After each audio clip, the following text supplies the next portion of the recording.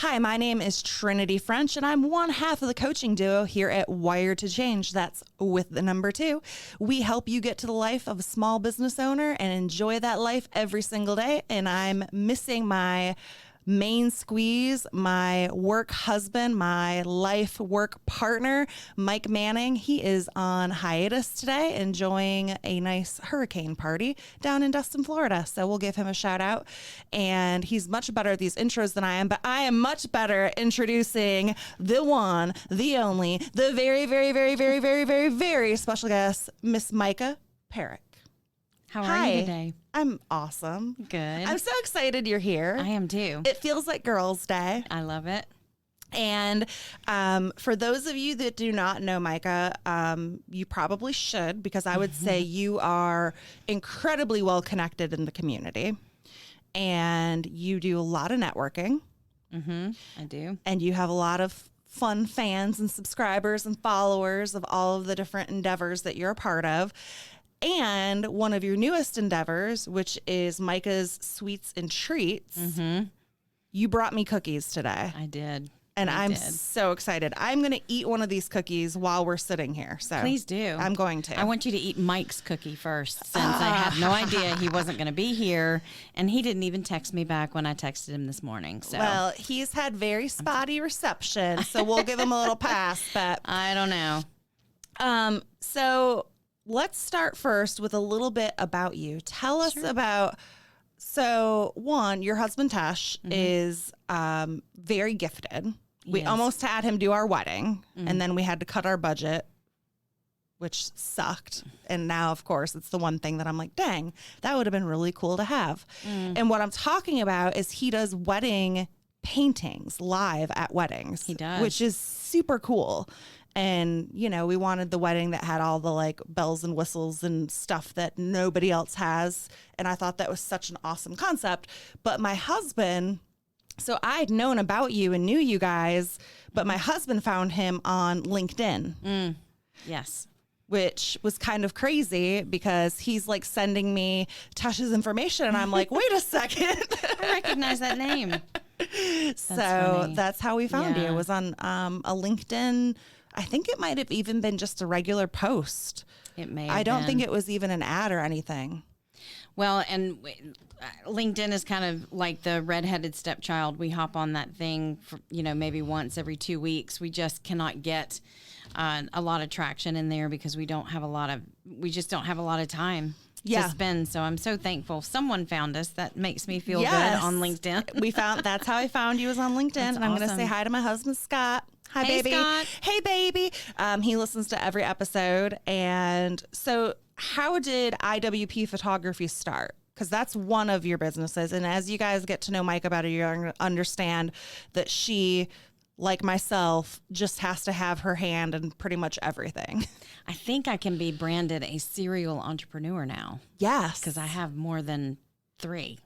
Wow. So, yeah. So IWP Photography came out of Tesh's dreams. He's always wanted to be an artist.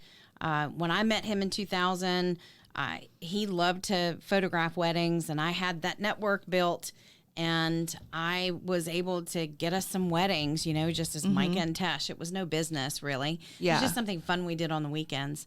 And the more we progressed in our engagement and wedding and marriage and all of that good stuff, it was more and more something we loved to do. And I think that was part of the attraction of bringing us into that special event, was because it was so fun for us too. And so it wasn't just about the business, it was about just being part of that event. Yeah. And so he was an engineer by education, but just hated every minute of it. He managed people and hated that. That was a drag. And he just, wanted to be an artist so bad. And so when I came home to have our son, we were about 6 months in. Ian was about 6 months old. And I was like, I can't go to the mall one more time, strolling in with, the girls that are half my age having babies. I need to be selling something. And I said, why don't we start a company and IWP Photography, and just see where it goes. We know when you're traveling, so we can do weddings whenever you're not traveling. And so that was December of 2018. And on inauguration day, 2008. And on inauguration day, literally 2009, he got a call from his company and they were doing a massive layoff. And he didn't even know it was happening. And so, we never looked back.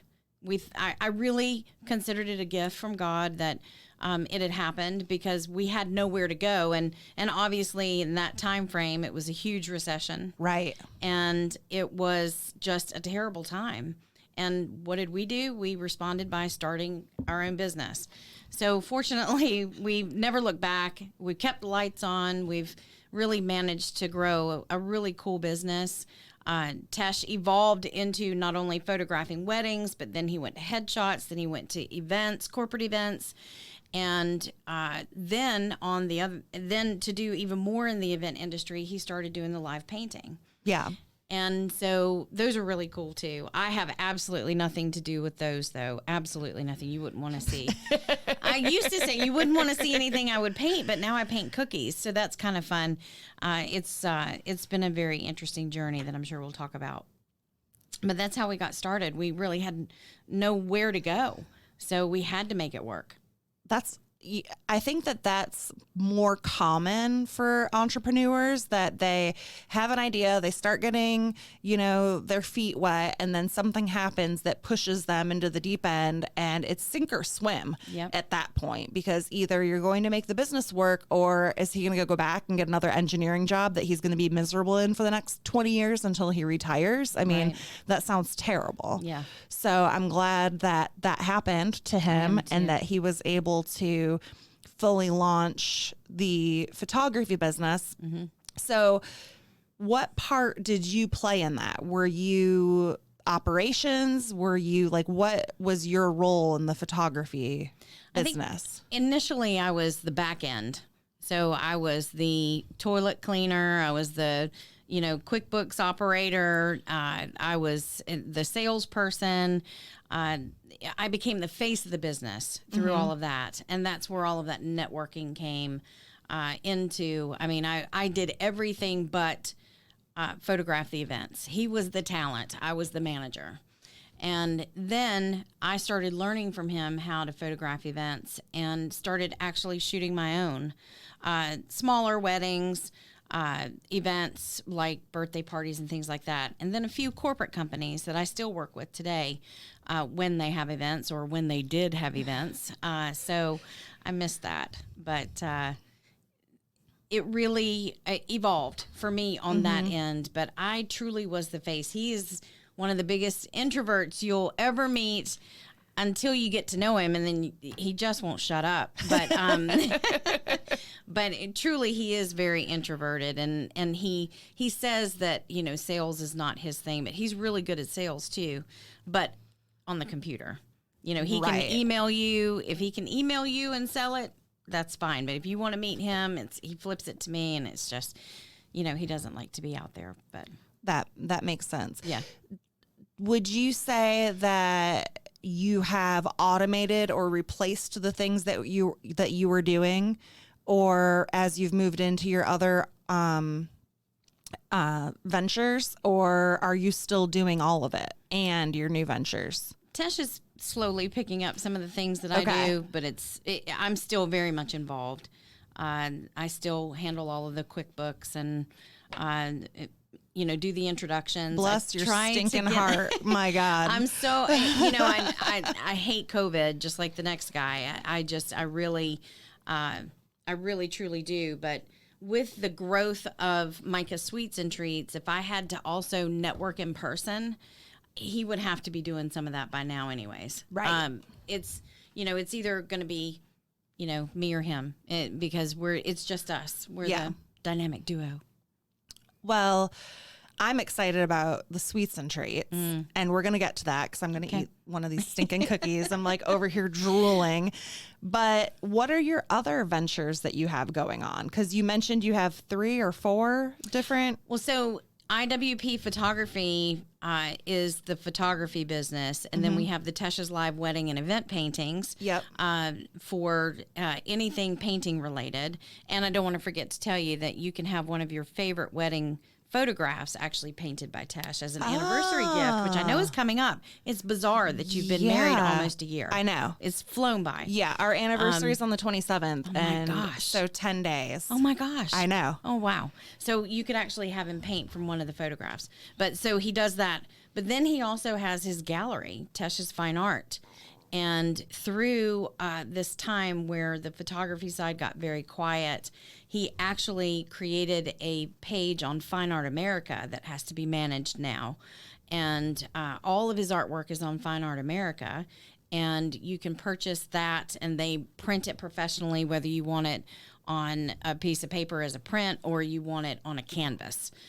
So that's something else that we're doing. So I'm still managing Tesh as the photographer, Tesh as the live event artist, and then Tesh as the national award-winning artist as well. So all of that, and then forget I'm a mom and Right. you know, everything Handling else. everything else with the house. Sure. And yeah.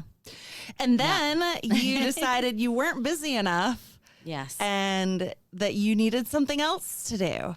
So how in the heck do you manage all of that and the sweets and treats? Well, I think a couple of years ago, I was really struggling with just, I felt like I was working for Tesh. Mm-hmm. It became I was working for Tesh because it's all I talked about was Tesh, Tesh, Tesh, Tesh, Tesh. And not that that's a bad thing.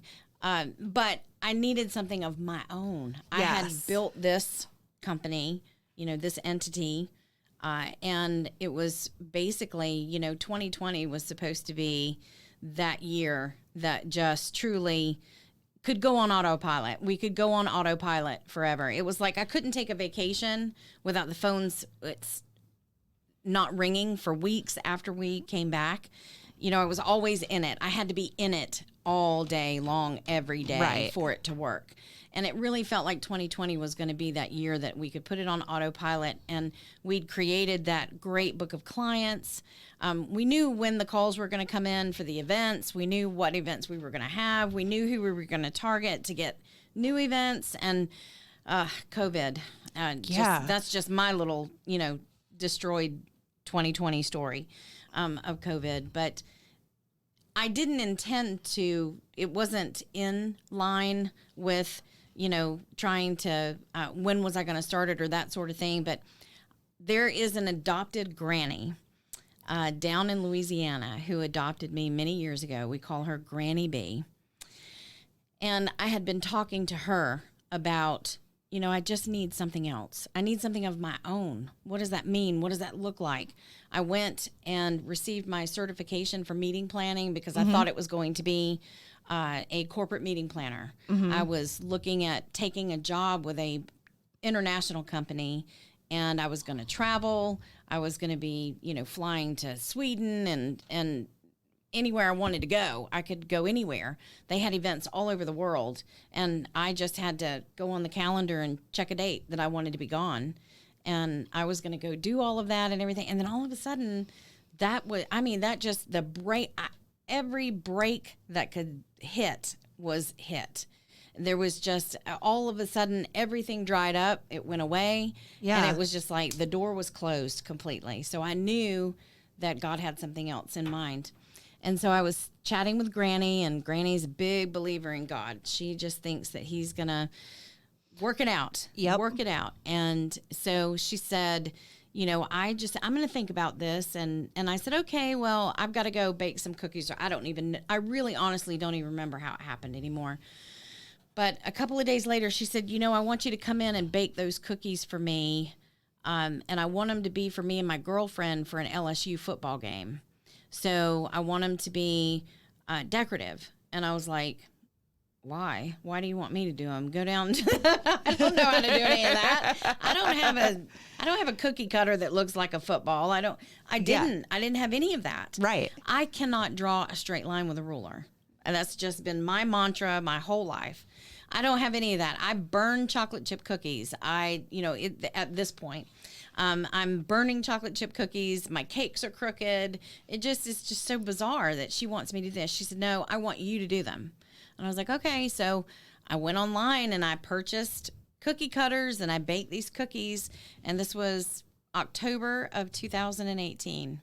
And I sent them down to Louisiana, and they were a huge hit with all of our girlfriends. And I started getting orders for them. And then I started showing them to other friends, and they were like, well, can you bake this? Can you bake that? And it just took off. I mean, it was just absolutely wild. It was meant to be. It was meant to be. And I love being in my kitchen.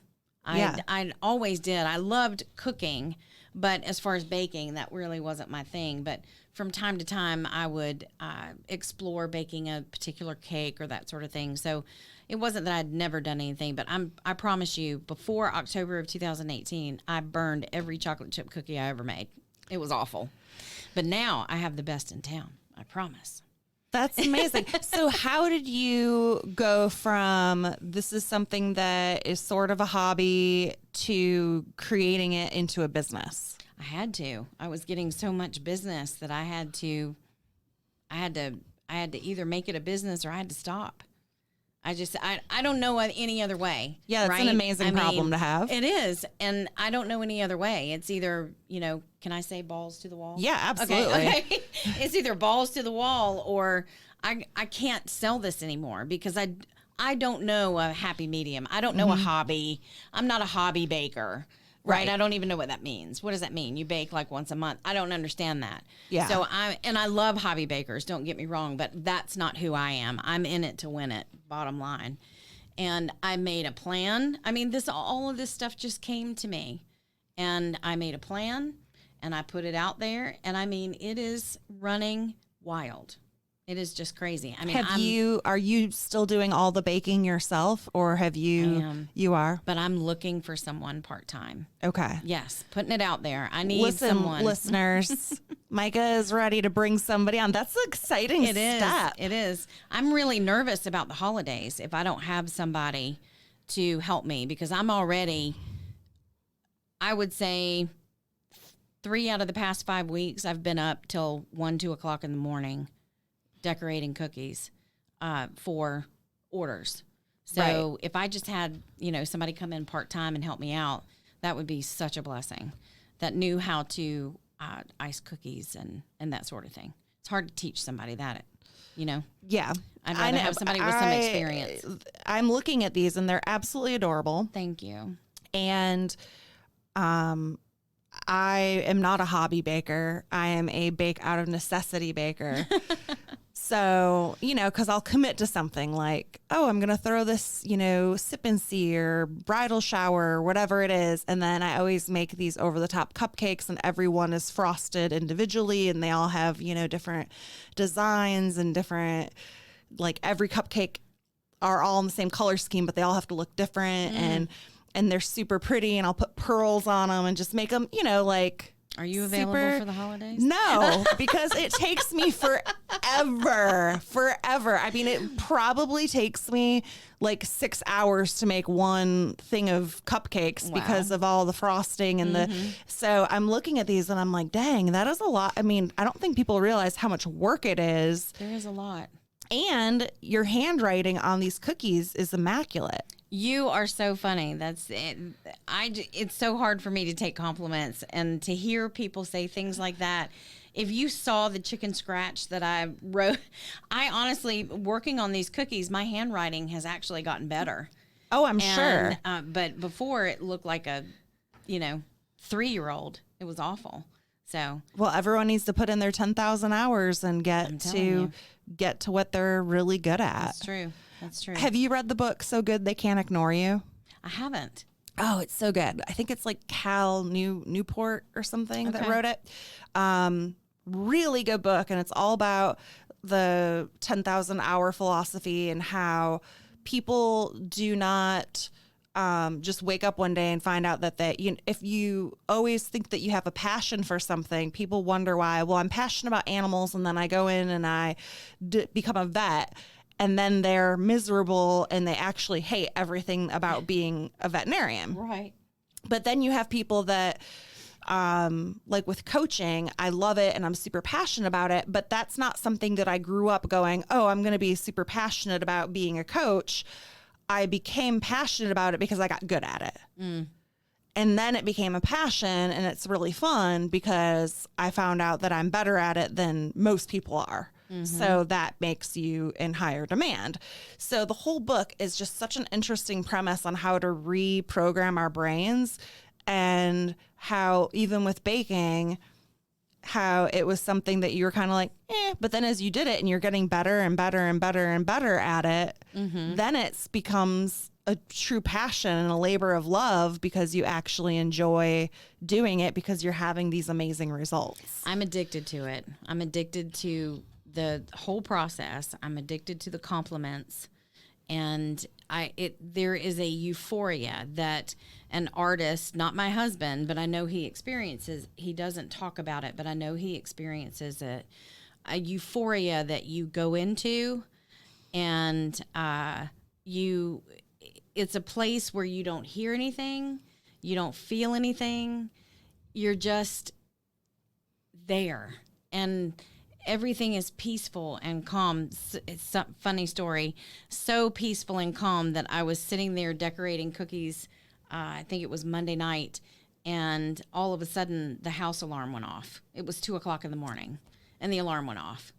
And I think it actually was going off for a second or two before I even heard it. And it jarred me. So, I mean, it was just a fluke. It wasn't anybody trying to break in or anything, but it jarred me in such a way that it snapped me out of it. And I realized I might need somebody to be awake when I'm here doing this, because God only knows what can happen if I'm in my euphoria land. In your zone. And I'm in my zone, and something crazy happens. So it was just a fluke that the alarm went off, but it was really funny. I had to run upstairs and get Tesh because it just bothered me so quickly, because had it been something bad happening, I guess I wouldn't have even heard it. So, Right. I'm just in the zone. So, man, I'm telling you, that place is priceless. It is priceless. I was told that there was such a place, and I was like, you're smoking something while you're doing that too, aren't you? But I'm not smoking anything, and I've found it, and it's amazing. That's awesome. Yeah. I don't know if I have anything art related that gives me that release, but when I'm writing, I definitely will go to that place Nice. of just like when everything just is flowing and it feels like, and nothing's penetrating through. no, that and it's takes just your, you're just in the flow, and you're Yes. just getting it done, and it's just everything's coming out right. And then Yeah. there's the days that I can't come up with a single word to write. Sure. So that's always fun. Sure. I think that just makes it, when it does happen, that much sweeter. No pun intended. So I love and adore that you are so active within BNI, and aren't you in a women's networking group as well? So yes, Yeah. 2 or 3. Okay. What do you think is your top piece of advice for other women entrepreneurs who are looking to become better networkers? You have to do it. I think a lot of people talk about wanting to do it, but I don't know that they move through with it. And you have to follow up. You can't just stand around and be a wallflower at these things. You've got to either determine who it is that you want to meet and make sure that you don't leave until you meet them. Yep. Or you've got to collect 5 business cards before you go, introduce yourself, whatever it is. If it's that hard for you, or you're brand new and you don't know how to get started, those are the things that you need to do to get yourself out there so you can meet these smaller goals, and it just makes you stronger as you continue on with the networking, as you grow. Yeah.